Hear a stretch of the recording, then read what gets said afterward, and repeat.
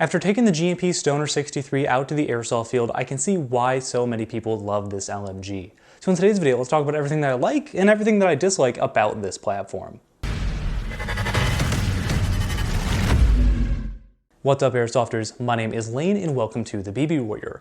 Now, I think that the G&P Stoner 63 has become so popular over the last couple of years for a variety of reasons, but I think just the first thing is that it is a fantastic value and a fantastic build quality. We've seen a change, or a shift rather, in the last couple of years in airsoft LMGs where their prices continue to go up and up and up, but the quality stays the same or even in some cases has gotten worse. And a lot of brands have come out with some budget-friendly LMGs, but at the end of the day, they're just not great. I think that the G&P Stoner 63 hits a nice middle ground where it has wonderful externals, great internals, the box mag works fine. We'll talk all about that in a minute. But at the same time, the price really hasn't gone up on these. Now, they are getting a little bit harder to find, especially if you live in the US, but there are a variety of places you can buy them from overseas. I had to have mine imported into America because at the time, nobody in the US had these in stock.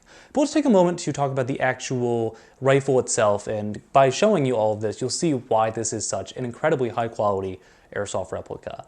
So the nice thing about the Stoner 63 is G&P offers two options. They have the standard Vietnam style Stoner 63, and then they have the 63A1, which is the model that I have here, which has a couple of additions on it to make it better for a little bit more modern scenario and allow you to put sort of optics and attachments on there.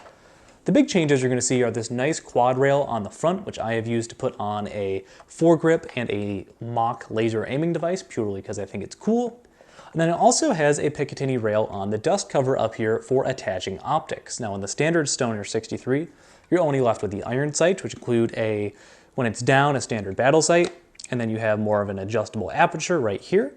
The funny thing about this is with the Picatinny rail installed, you actually cannot use the battle sight because it does not clear the Picatinny rail, but we're playing airsoft, you're either using a red dot on this or you're not actually aiming down the sights at all. So those are the big changes that you're going to see between the two of them, and I think it adds a lot of modularity to the platform. And if you don't like the look of the front rail, but you want the rail on the dust cover, the front rail is removable, so you can get something a little bit closer to the original Stoner look. The other reason why I think that this is so popular in airsoft is just how familiar it is for a lot of players and the ease of access and ease of adjustability compared to other platforms out there. So if you pick this up for the first time, it works pretty similarly to an M4, or at least it's close enough that you could figure it out. It does have an M1 Garand style safety on it, which is a little foreign to some players, but then otherwise you have a standard selection switch that can easily be accessed by your thumb if you're a right-handed shooter, or by your trigger finger if you're a left-handed shooter, and it allows you to switch between safe and fully automatic. I like that this has the ability to go semi-only because I've been to certain games where LMGs cannot go indoors unless they switch to semi, so I think that by having that versatility, it really gives us a lot of advantages over other platforms that are fully automatic only. And at the same time, if I go to a field that is semi-only, I can still use this. I'd be a little disappointed, but it is a possibility. Another feature that I really like about the Stoner 63 is that if you need to adjust your hop up, you don't have to lift the top cover. This is very handy in the middle of the game, and it means that you can adjust your hop up even when you're laying down. The way that you do it is by opening the ejection port on the left-hand side. It works just like the one that you'd find on an M4, and then you have a nice rotary hop up that is easily accessible, and you can adjust it with your fingers to really dial in your hop up if you need to in the middle of a game. I think that this is a huge improvement over other options out there where you have to lift the top cover, because then you can't aim while you're adjusting your hop up and it takes longer. So I think that this is just a great quality of life adjustment compared to other machine guns out there. It's also a rotary style hop up, which has become the standard for airsoft M4s over the years. So this is just a great feature that I like on here overall. Now, I've mentioned the body of this rifle more than once and talked about how sturdy it is, but at the same time, it's not super heavy, which makes this a lot more maneuverable for you to use compared to something like an A&K or a Lambda Defense style of LMG. I'm not the biggest guy out there, I'll be the first one to admit that, so having something that has the same amount of firepower in a package that is more maneuverable and something that's lightweight, I can carry this just like I would my standard rifle, that is a huge advantage on the airsoft field and allows you to be more aggressive with your LMG. And overall, this has just performed fantastically for me. Now, this is a G&P airsoft gun, so it has their style of gearbox in there. Now, traditionally, if you've been watching the channel for a while, you know that I'm not the biggest fan of G&P, specifically their i5 gearbox that is not in these. But I think that this has performed great for me so far with about 10,000 rounds. We'll come back and revisit this in a new video once I get to 100,000 rounds. But so far, the gearbox and the box mag have worked pretty well for me, and the box mag especially is a huge part of any LMG system. Now, the other thing that I want to mention is that this is wired to Deans out of the box. Again, I think that's a huge advantage. A nice thing about this rifle, I've used it with 7.4s, I've used it with 11.1s, and in both cases, the box mag has readily kept up with both of those batteries.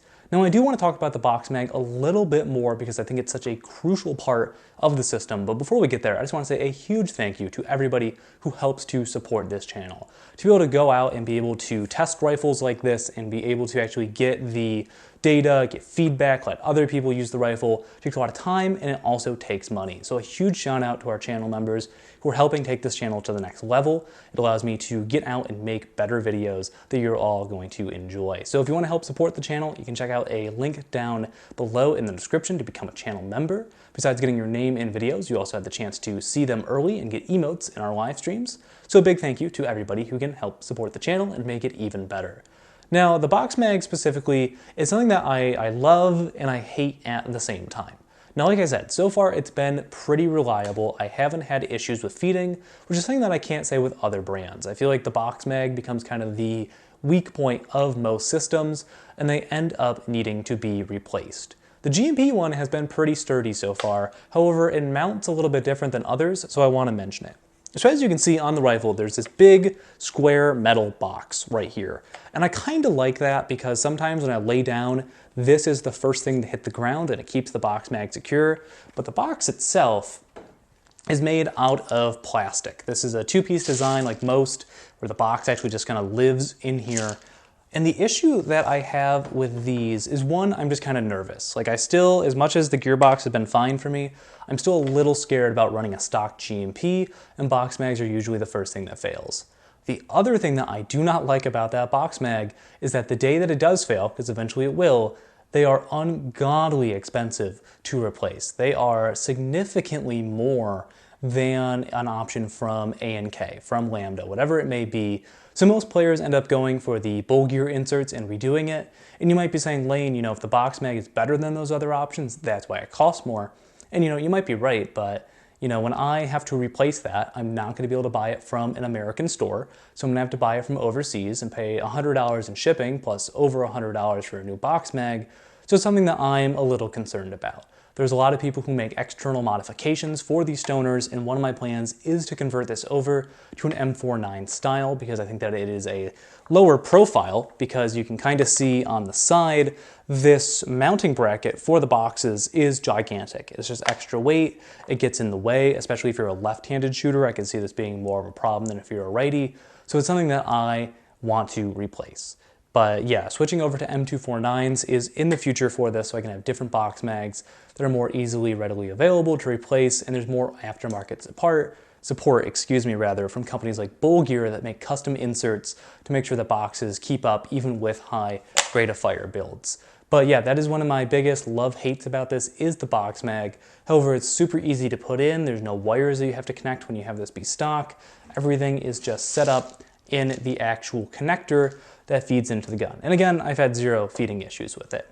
Now, a lot of the other issues that I have with this rifle are admittedly some nitpicks.